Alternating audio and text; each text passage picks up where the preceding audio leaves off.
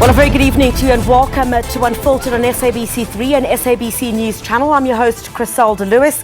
Now, political parties have been mostly united in their opposition to make their private funding transparent. On the 27th of March 2018, the National Assembly adopted the political party funding bill. Now, this bill is the first drafted legislation to provide and regulate private funding to political parties. Now, in addition, the bill includes a disclosure regime for private donations received by political parties. Now, the current formulation contains loopholes for private funding sources to remain secret. Now, parties have been accused of wanting to keep their funders under wraps in order to promote vote buying in exchange for influence by private funders. Now, with just 3 weeks before the polls, or under 3 weeks before the polls, well knowing how political parties are financed influence your vote. That's what we're asking you tonight. Let's welcome our guest from our Sea Point studios in Cape Town, Zahira Grimwood. She's a political systems researcher at My Vote Counts. Of course, you can also share your views on SABC News, online, Twitter, as well as Facebook. And you can use the hashtag there, SABC News Unfiltered. Zahira, very good evening to you. Thank you very much for your time. Hi, thank you for having me. Yeah, in the first instance, Zahira, there had been quite a lot of heated debate when there had been discussions on wanting political parties to make known who their funders are.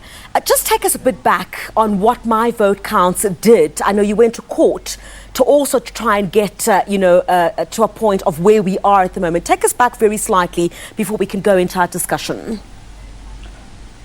So My Vote Counts is a non-profit organization that started in 2012.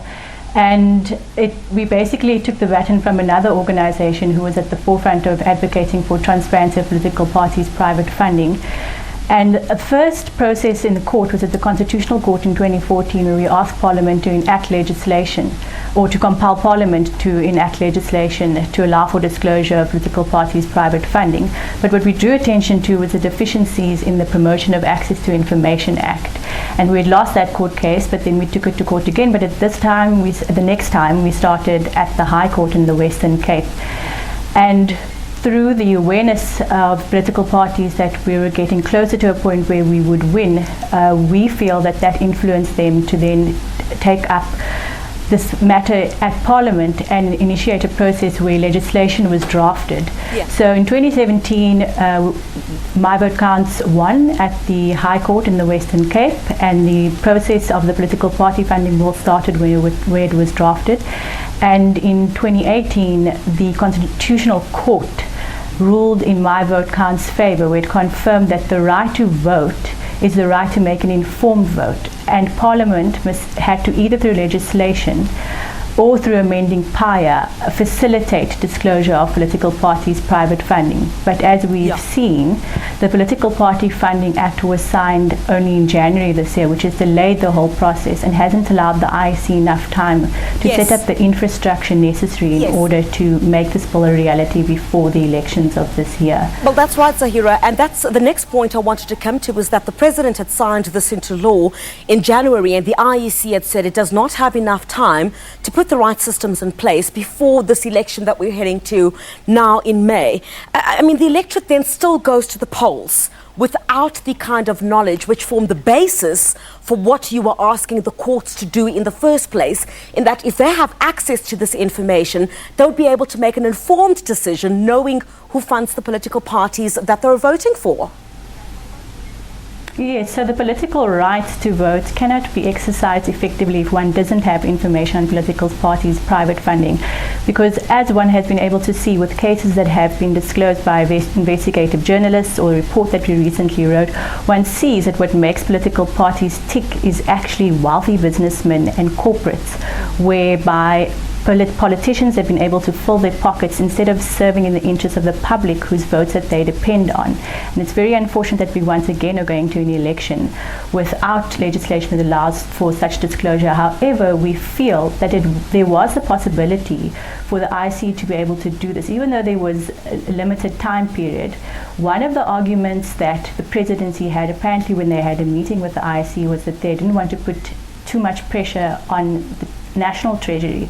However, why is it that there's going to be an allocation of 700 odd million rand for the upgrades of ministerial homes, and the Treasury cannot fund the IEC effectively in order to allow for the enhancement of accountability and transparency? And then once again, political parties and the presidency have stood in the way of South Africans having the right to make an informed vote, because the average South African doesn't have access to a large amount of resources or millions of rands. They merely have the access to voting, and that is undermined if they aren't able to have information to evaluate what makes political parties actually tick, and if a certain political party should be voted for if a vote is at the ballot. And it's really unfortunate, but civil society will continue to fight for this. We have released a report whereby we've listed a register of known donations, where there's 5 political parties we've referred to. And one very important trend that we can see is that each of those major 5 political parties have received a donation from a corrupt private entity. Let's talk about this and how important this bill is when it comes to issues of transparency, and I guess even in the strengthening of democracy, in the sense that we've seen a number of cases, for example, Bosasa and the links to the African National Congress, the EFF, with the links to alleged cigarette smugglers, and what influence perhaps those would have, perhaps from where you're arguing as well. This speaks directly to perhaps disclosing those donors, because perhaps one could argue this links directly to donations in exchange for favors of a certain nature. Yes, so we've seen that certain companies have been able to receive tenders and contracts as a result of allocating money to political parties. But what's also very interesting, as we've seen through the Zondo Commission, is how there's these links between private funding and politicians, and even our public institutions, where we have certain civil servants who don't necessarily represent a political party. But what has been argued, that state capture has started with private interests and the relationships that have been wielded through allocating, various gifts to certain politicians. And we've been able to see this reality of how our democracy is being infringed upon by private interests. Yeah. All right, Zahira, we'll take a short break. There's Zahira Grimwood, who is with the organization My Vote Counts. She's political systems researcher there. We'll speak to her, continue this discussion, of course, on political party funding just straight after this short break. Please stay with us.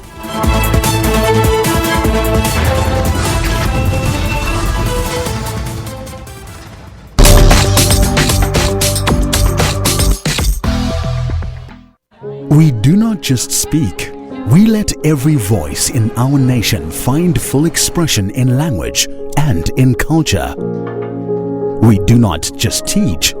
We empower all people with education. We do not just bring you the news. We place you where the news is happening. We do not just entertain. We take you on journeys. We do not just broadcast sport. We create an arena for sporting heroes to inspire you. Ours is not just a job, it's a calling to ensure that everyone in our nation is informed, educated, and entertained. We're able to do this because you do your part. SABC TV licenses. It's all made possible by you.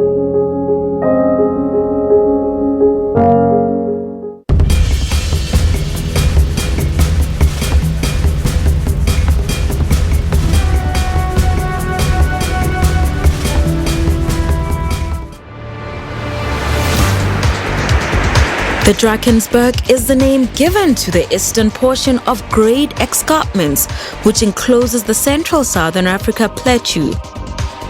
The name means Drakensberge in Afrikaans and is called Ukahlamba in isiZulu, which means barrier of spears. The Drakensberg escarpment stretches for over 1,000 kilometers from Eastern Cape, then forms the border between Lesotho and the Eastern Cape. and the border between Lesotho and KwaZulu-Natal. It then forms the border between KwaZulu-Natal and the Free State, and next as the border between KwaZulu-Natal and Mpumalanga. It winds north through Mpumalanga, where it includes features such as Blade River Canyon, Three Randevals, and God's Window. The Drakensberg is the highest mountain range in the country, reaching 3,482 meters above sea level.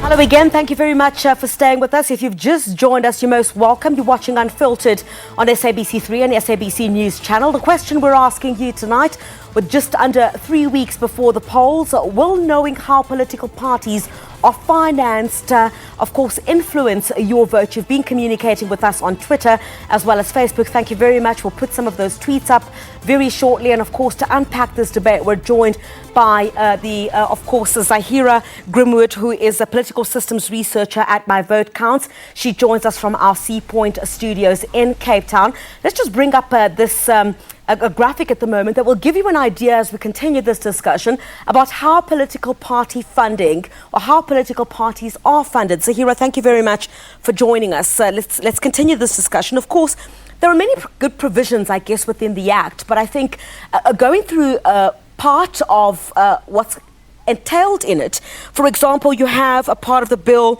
that says donations below 100,000 Rand do not have to be disclosed.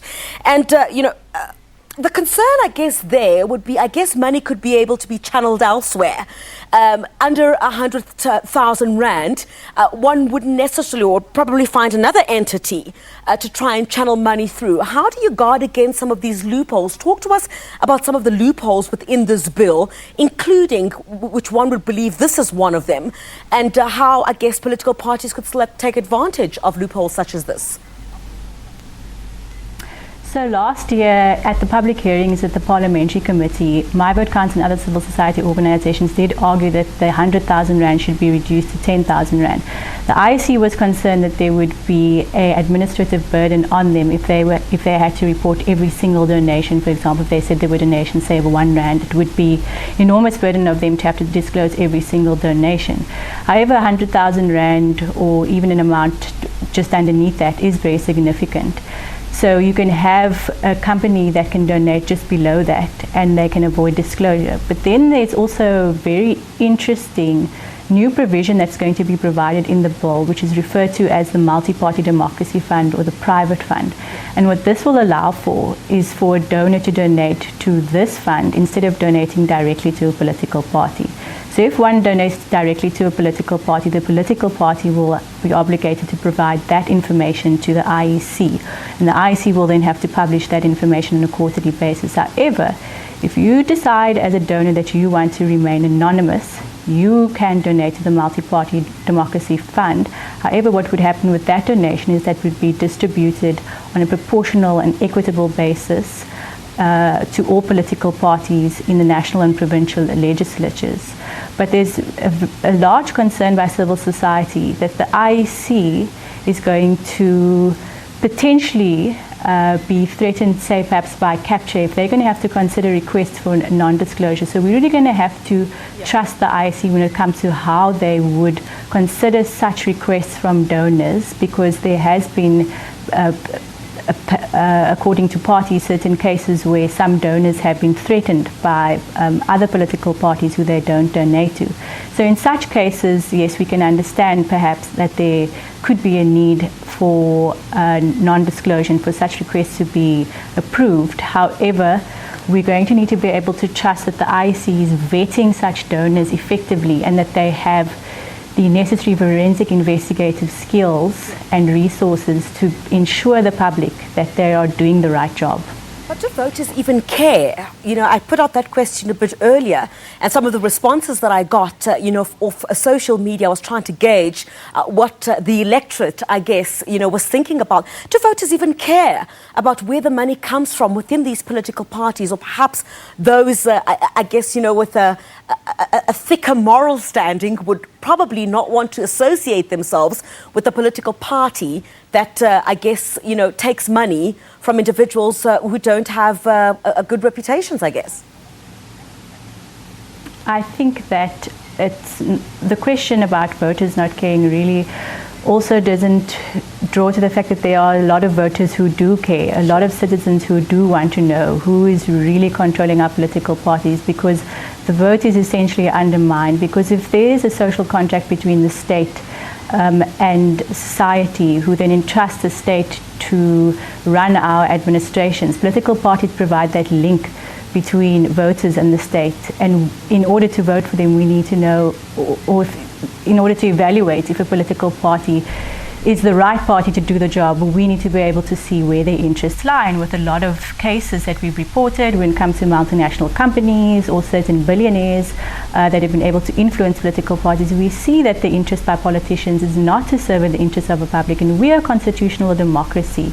So even if there are certain voters who do care, but I think that there are a lot of voters who definitely care, our constitutional democracy protects the right to transparency. So it is a constitutional right that every South African is entitled to be able to be informed of who is funding our political parties. If you look at the issue of influence in some of these political parties, I mean, a lot of allegations have been made about the influences that certain individuals have on parties, those that are already in the public domain currently. Do you think that this bill would go a long way in getting that kind of information out and making the electorate more comfortable with the kind of support they give to whichever political party, but knowing what they basically stand for and who's behind, as you say, who's the actual person behind the political party? I think that a lot of political parties are very anxious about what this bill could mean for them, and that's why they've been in unison in trying to actually delay such a process to allow for it to be passed. I think that there's a lot of information that we don't know, and even though we can give a lot of credit to investigative journalists for exposing cases with regards to Bosasa before the Commission, with regards to Antonio Mazzotti, with regards to big corporations, with regards to fraudsters. For example, we know that Jürgen Haxen donated the Democratic Alliance, and then we also have cases where even the ANC has established certain front companies to take money from state-owned enterprises. Those are cases that have been exposed by investigative journalists. But if the Act was implemented and we had a continuous and systematic system of disclosure, where political parties will be compelled to give over information, we'd be able to evaluate various kinds of relationships that political parties have, perhaps even with foreign entities. And we've seen even the report that we wrote on political parties' private funding on what we do know and what is in the public domain. We've even been able to see that political parties are receiving funding from foreign political parties or foreign governments. And this Act will also ban foreign governments and state-owned enterprises from donating to political parties. However, there is an exception for foreign entities. Now, foreign entities are banned. There's a section in the Act that says they would be banned from donating to political parties. However, if they donate for the sake of policy development or training and skills development, such a donation would be permitted. And there's also nothing in the regulations that the IEC has drafted on when there would be such cases that they would accept, and there's no monitoring in terms of what cases of policy development would it be permissible for foreign entities to donate. Let's talk about that shortly after this break, Asahira. We have to pay the bills. We'll be back with you very shortly. Let's take a short break here on Unfiltered. We'll continue this discussion when we get back.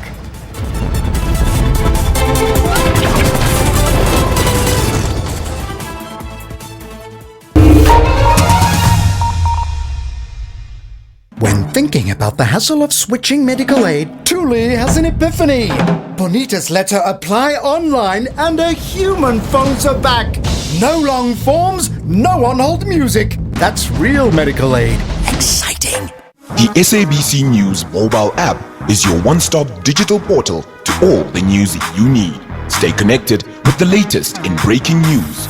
Watch the SABC News channel along with clips and live streams of all the big news events. and listen to all the SABC News radio stations live, including podcasts and much more. Simply download the SABC News app to your Android or iOS device from either the Play Store or the App Store. SABC News, independent, impartial. Today, it's one of the greatest days at Manamani Primary School. We are very much happy. You can see all the learners here. Today, they are so much happy to receive this toilet today.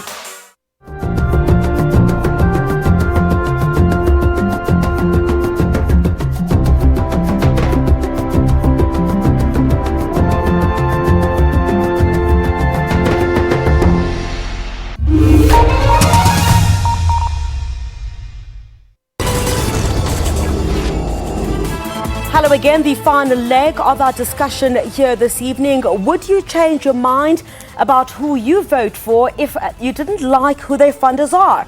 Do you even care? Now, of course, you can air your views on Facebook and Twitter on this particular debate. You can use the hashtag SABC News Unfiltered. I see on my Twitter timeline some of you are engaging with us. Thank you very much. We hope to put some of those tweets on for you there. The question, of course, you can engage with us on. Let's continue our discussion, of course, with Zahira Grimwood, who is with the lobby group My Vote Counts. Zahira, let's continue. You were a bit concerned about some of the monitoring systems of the IEC just before we went to an ad break. Yes, so the Party Funding Act and the fact that there are certain loopholes is a very big concern, and civil society did actually bring this forward to the parliamentary committees when the bill was being drafted. However, there weren't no amendments made, but we still feel that this legislation, even if it was implemented before the elections, would have still disclosed a lot of information on various political parties, and there's been a lot of emphasis on the ANC, especially with the Zondo Commission. But I think that, with this act, we'd see that there's a lot of political parties, and any political party that has access to allocating tenders or access to our public institutions should be compelled to disclose their private funding. So, obviously, with these political parties being united in not wanting to disclose this,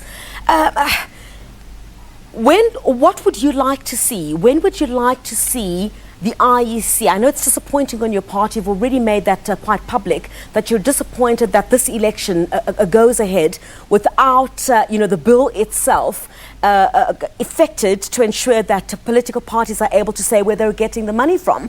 But, what are you hoping for as My Vote Counts? When are you hoping that this would be able to take the kind of effect that you wanted to see?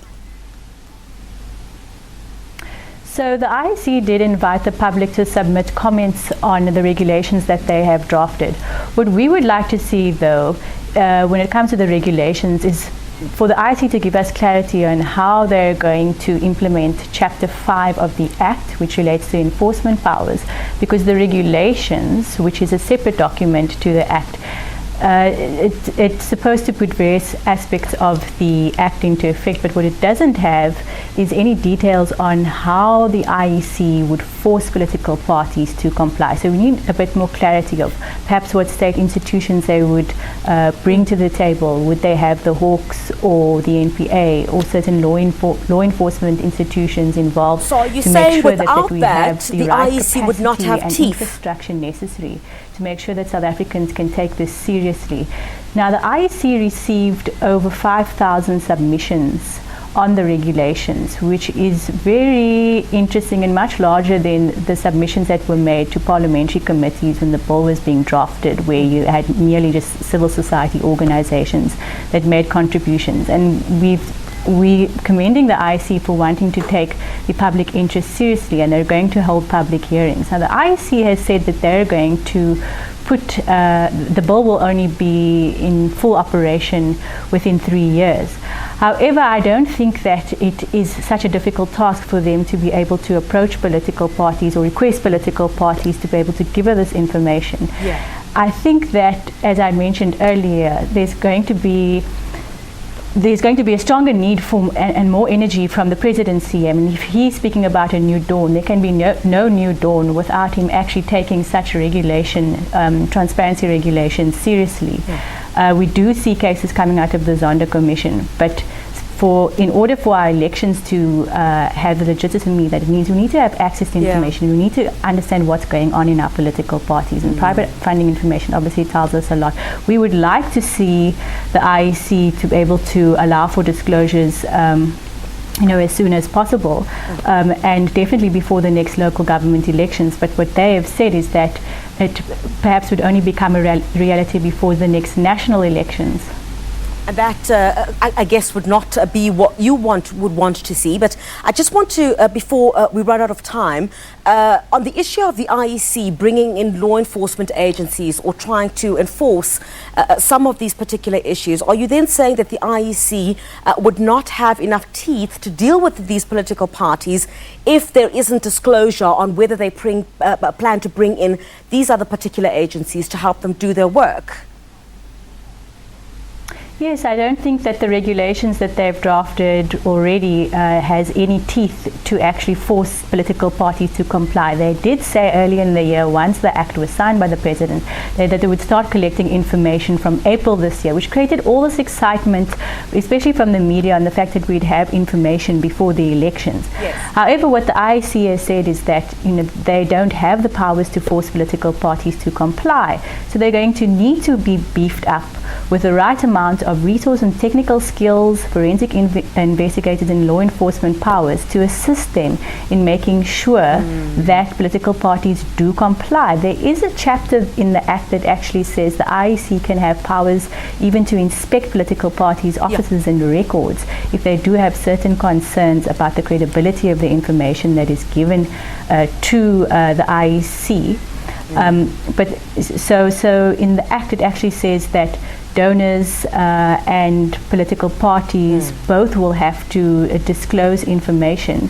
However, the donors and the political parties specifically will have to appoint accountants and auditors to then evaluate the information necessary and on a monthly basis submit it to the IEC. However, we think that there needs to be much more details from the IEC in terms of what resources they're going to bring in to the institutions that they're going to set up, and that hasn't been made clear. All right. Zahira, thank you so much for your time. There's Zahira Grimwood, who's with the lobby group My Vote Counts. She's, of course, a political systems researcher at that particular institution. That's all we have for you this evening. Thank you, Sarah, very much for joining us. We'll see you again next week, Sunday. You enjoy your public holiday here in South Africa tomorrow. Cheers. Good night.